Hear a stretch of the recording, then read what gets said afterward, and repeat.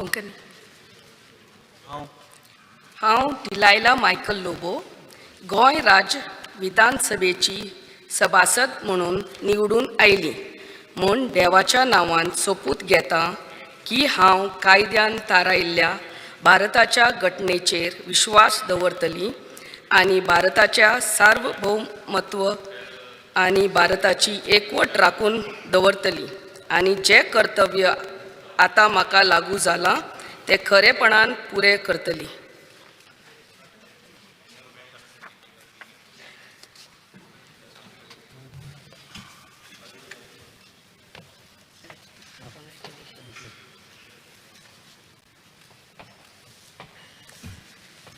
Shri Kedar Jayaprakash Naik.